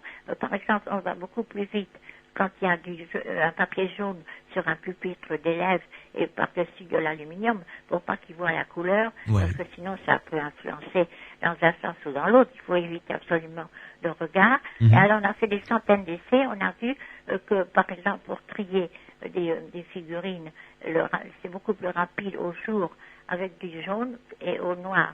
C'est ralenti. De même, en mettant une addition à faire, les termes d'une addition ou d'une opération mentale, les résultats sont bien meilleurs. Et puis moi, j'ai fait des expériences avec les machines à calculer en mettant justement un papier jaune ou un papier noir, mais c'était dans un endroit qui était très peu éclairé, enfin à l'incandescence. Alors là, c'est le contraire, c'est le noir qui active les réactions. Il n'y a pas eu de faute, tandis que le jaune freine, au contraire, c'est l'inverse. Et alors surtout, il y a 2 ans, après que j'avais parlé de ça à Bogota, j'ai reçu un dossier très conséquent des professeurs d'école de Bogota avec des enfants qui avaient des difficultés pour le calcul mental, pour la lecture, etc., et qui ont appliqué ce que j'avais dit à propos du jaune et puis surtout à propos du jaune parce que les écoles sont très éclairées là-bas par le jour. Voilà. Et alors ils ont pris des témoins qui avaient des pupitres habituels et puis d'autres qui avaient des pupitres avec le jaune. Alors là, les résultats, d'après ce que j'ai reçu, j'ai toujours ces dossiers, sont surprenants parce que les élèves qui dormaient dans le fond de la classe se sont paraît-il réveillés. Et puis au point de vue opération mentale et même au point de vue d'analyse de leur QG, ils ont eu des résultats ont été bien meilleurs aussi. Et alors, tout est indiqué, quand il y a eu les vacances, il y a eu une baisse des résultats, mais après ils ont repris très vite. Enfin, voilà au point de vue pratique, au point de vue pédagogique, l'utilisation du jaune et du vert au jour, et par contre des couleurs foncées, noir, rouge, etc., le soir à l'électricité. On travaille à l'électricité. Oui. Alors donc, si je résume, alors là, il faut que les couleurs ne soient pas dévoilées au regard, hein, on est d'accord? Non, parce que ça peut interférer dans un sens contraire. D'accord. Et puis on peut se suggestionner, tandis que là, non, on les voit pas, on dit rien, et alors les résultats sont très très surprenants. Surtout ceux que j'ai de Bogota, c'est vraiment assez étonnant. Oui. Et alors, je reviens dans mon lieu de travail, ce studio, donc ici à Sud Radio où je suis, la table est bleu foncé. Bon, je la vois évidemment. Donc là, l'influence est peut-être perturbée par le fait que je la vois. Oui, bien. Mais est-ce que ce bleu foncé est une couleur indiquée pour un lieu où on doit être concentré et sur une longueur, là, par exemple, de 2 heures durant laquelle je fais mon émission, est-ce que le bleu foncé est indiqué finalement? Ça dépend de l'éclairage. Quel éclairage vous avez? C'est un éclairage avec des petits spots, vous savez, qui est somme toute un éclairage tout à fait classique, quoi. Incandescent. Oui, tout à fait. Alors, ce qui est favorable, c'est le bleu foncé. Donc, on a choisi de manière inconsciente la bonne couleur. Oui, mais ça arrive assez souvent, ça. Justement, ça arrive inconsciemment, et ça, c'est très bien. Le bleu foncé, le bordeaux, etc., ces couleurs-là sont favorables dans un éclairage incandescent et sont favorables pour le travail, la concentration, etc. Alors, A contrario, ça c'est le studio dans lequel nous réalisons les émissions. Ici à Sud Radio, il y a un autre studio qui est à côté de celui où je suis, qui est appelé le studio rouge, parce que lui, il est rouge à l'intérieur, mais rouge pétard, vous savez, le rouge, rouge quoi, hein, vraiment. Est-ce que c'est une bonne chose? Et rouge est éclairé donc avec une lumière incandescente. Ben, c'est le rouge foncé. Non, là c'est un rouge vif, c'est un rouge vif. C'est moins bien. Ouais. Parce que ça n'est pas le jour, ça serait favorable si c'était un rouge quand même foncé, mais c'est moins mauvais que si c'était du jaune ou du vert. Ouais. Ça, mais c'est un peu trop vif peut-être pour avoir des résultats de détente. Ouais. Et étonnamment, on y travaille beaucoup moins dans ce studio rouge que dans le studio dit bleu, qui est un bleu foncé qui est plus propice donc au travail et à la concentration intellectuelle. Ah oui, certainement. Mais comme le disait Jean-Paul Bay tout à l'heure, les résultats sont très faibles. Et puis on n'a pas étudié les nuances. Parce qu'on a déjà assez avec les couleurs dont j'ai des plaques, comme je vous ai dit. Oui. Mais par contre, tout cela, ça a été fait en URSS. Ils ont fait aussi les nuances et tout ça. Oui. Mais alors, dites-moi, Yvonne Duplessis, parce que parmi les autres applications, là, on a parlé des applications dans des classes avec des résultats, comme vous l'avez signalé, à Bogota, tout à fait intéressants pour des élèves qui étaient en difficulté, les faire travailler dans un certain type de couleur, les amener à avoir des résultats meilleurs.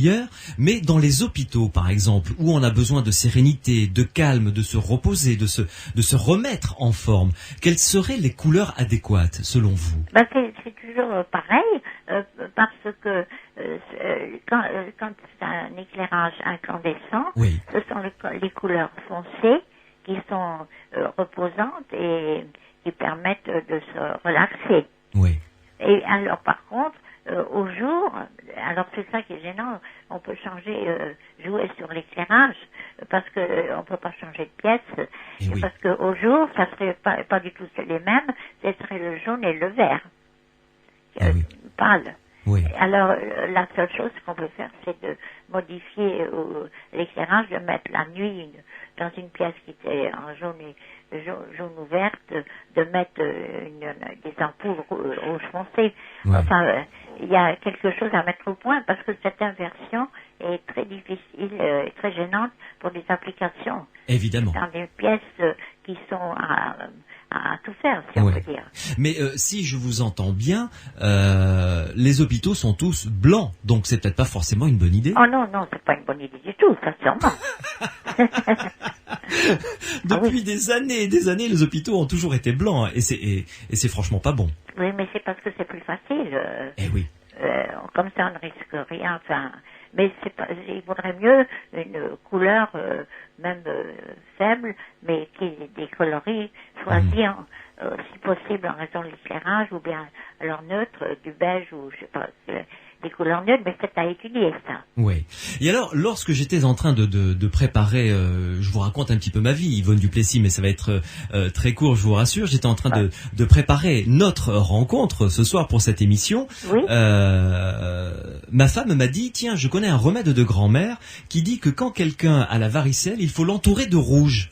Qu'en pensez-vous? Ah ça, je sais pas, parce que... Vous ne connaissiez pas ce remède de grand-mère? Non. Parce que on ne s'occupe pas du tout de thérapeutique, ni en URSS, ni ailleurs. Alors, je sais pas. C'est peut-être un remède traditionnel qu'on n'a pas expliqué, et on n'a peut-être pas expliqué. Oui.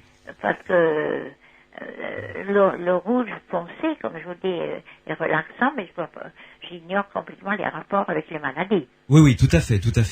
Bien. Alors, en ce qui concerne les axes de recherche actuellement, donc que ce soit en Irlande, en URSS, ou comme vous nous l'avez dit à Bogota, donc en Amérique du Sud, ou avec vous en France, quelles sont les applications pratiques qui vont être mises en place? Parce que est-ce que vous avez des résultats probants pour dire voilà, on a étudié, voilà les résultats, voilà ce qu'il faut faire? Est-ce que vous en êtes arrivé là ou pas encore? Ah ben si, dans mes livres, ça y est, mais je vous dis, ça a intéressé les gens qui les ont lus ou ceux qui m'ont entendu dans des conférences. Lors des conférences, variées, oui. Et ils les ont appliqués tels que, et c'est au point.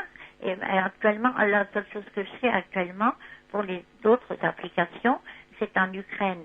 Il y a un chercheur là qui m'écrit assez régulièrement en russe, on traduit, Oui. et qui est professeur de dermo-optique dans une école d'aveugles, parce que là-bas c'est officiel. Et alors il est en train de faire des essais pour faire un alphabet en couleur. Mais je ne sais pas, c'est tout à fait au début, c'est maintenant. Oui.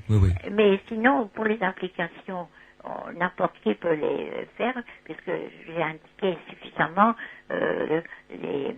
les couleurs qui s'inversent, les éclairages. Et maintenant, par exemple, je suis en train d'étudier avec Jean-Paul Bailly les effets de la fluorescence. Et puis aussi, je mets maintenant des filtres sur les ampoules qui éclairent les stimuli pour voir si un filtre vert, rouge ou bleu, je modifie les résultats. Mais ça, c'est en recherche. Oui, tout à fait. Une dernière pause, Jean-Paul Bailly et Yvonne Duplessis, et on se retrouve ensemble dans Les Aventuriers de l'étrange pour la conclusion.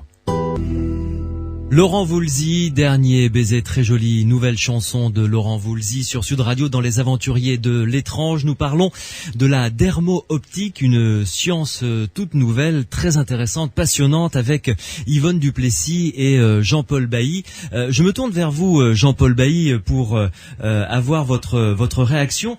J'ai été très intéressé et passionné par les résultats de ce professeur de Bogota, ce dossier qu'il a envoyé à Yvonne Duplessis et à vous-même concernant ces résultats, concernant les élèves en difficulté. C'est passionnant comme résultat et ça ouvre des voies de recherche qui sont très prometteuses. Ça ouvre effectivement beaucoup de voies de recherche, mais justement, il faut bien revenir sur justement la difficulté de cette recherche. Tout à l'heure, vous citiez le problème des tonalités dans les couleurs, problème des réactions aux plantes, aux animaux. Mais il faut bien voir la longueur de quand on veut changer un paramètre dans ces expériences, c'est extrêmement long. Pour simplement citer dans le cas de la perception, c'est-à-dire en fait cette prise de conscience de cette réaction organique, qu'un sujet d'ailleurs avait bien défini en disant c'était la conscience au bout des doigts, vous voyez. C'est très joli. Ça. Eh bien, Yvonne Duplessis a mené pendant de 2001 à 2005 des classements qui consistaient en fait à classer 3 couleurs différentes 30 fois, et tout ça, ça a été fait 3900 fois. Ça réclame. Et chaque sujet ne pouvait faire que 10 classements à la fois. En une demi-heure, il était fatigué. C'est pour vous montrer l'importance de la chose. Alors, il est évident que quand on a dépouillé tout ça, c'est parfait, parce que sur les premiers dépouillements de 2300, on est à 1,75, si vous voulez une chance sur 0,75 sur 100, que ce soit l'effet de hasard. Et les meilleurs sujets descendent en dessous de 1%. Donc, on est sûr qu'il y a quelque chose. Mais à chaque fois que l'on change un paramètre, on repart, Yvonne Duplessis repart pour des mois d'essais, vous voyez. Alors, c'est toujours difficile de pouvoir expérimenter là-dedans. Ce qu'il faudrait maintenant, c'est quelque chose de pluridisciplinaire. Il faudrait qu'on arrive à être en contact avec des physiciens, physiologistes, parce qu'il semble bien que c'est à la charnière de ces deux disciplines que peut se situer en fait un petit peu une ouverture, vous voyez. Donc on est un petit peu à la demande si quelqu'un pouvait nous aider ou participer à la chose comme ça, on en serait particulièrement heureux. Ah oui, ça j'imagine. C'est dans ce sens. Oui. Yvonne Duplessis, dites-moi, vous qui êtes au centre de cette recherche, au centre du problème, qu'est-ce qui fait que en France, la science dite entre guillemets officielle ne s'intéresse pas plus que ça à ce domaine de recherche, alors que il commence à donner, et il a donné des résultats probants, comme nous l'a expliqué Jean-Paul Bailly, et que maintenant il faut des moyens. En URSS, ils ont des résultats. En Irlande, ils travaillent dessus également. En Amérique du Sud également. Pourquoi pas en France? Parce que en France, si on en parle, d'ailleurs je n'ose pas en parler, parce que tout de suite on vous dit c'est de la parapsychologie, c'est pas intéressant, et puis voilà, c'est terminé. On cherche pas à plus loin, si vous voulez. Oui. Alors, mais par contre, quand même, faut pas exagérer quand même, parce qu'il y a plusieurs architectes qui ont trouvé ça très intéressant. Évidemment. Et par exemple, ils ont utilisé justement les couleurs dans le sens dont j'ai parlé tout à l'heure. Par exemple, il y a une école d'informatique à Paris où les couloirs sont rouges et bleus pour à l'incandescence. La salle où il y a les ordinateurs est toujours c'est jaune et vert.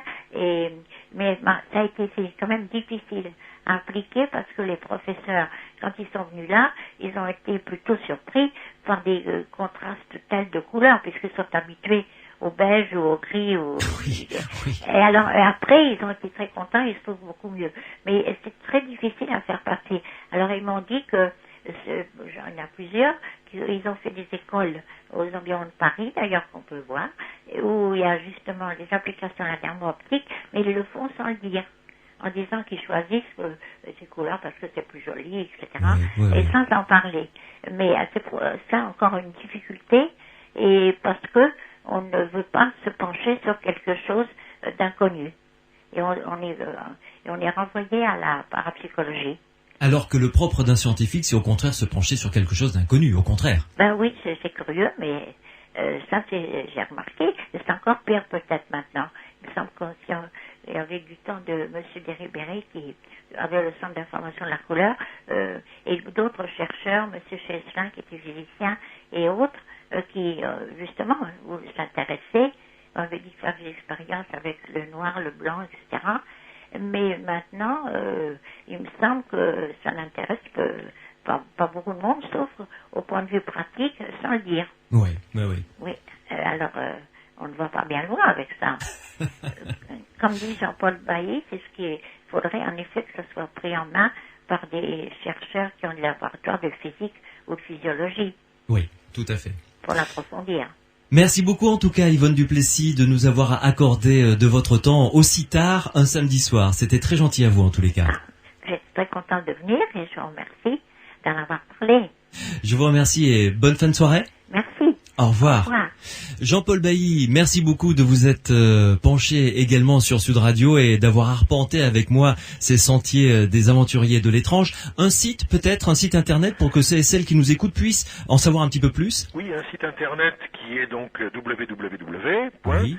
Alors, Créatic, C-R-E-A-T-I-C. Créatic, oui. .fr. D'accord. /CIC. /CIC, créatique.fr/CIC. Voilà. Et alors on arrive sur votre site. Sur un site de la couleur et dans la rubrique recherche, on trouve la dermo-optique avec un tas d'articles en français et en anglais sur le sujet. Oui, avec toute la bibliographie d'Yvonne Duplessis pour pouvoir aller un petit peu plus loin si le sujet nous intéresse. Absolument. Merci beaucoup Jean-Paul Bailly. Voilà, c'est moi monsieur. Bonne fin de soirée, au revoir. Sud Radio. Samedi et dimanche, 22h minuit. Louis Benedit, les aventuriers de l'étrange. Che Silorio Massarini, soutiene Retina Forza.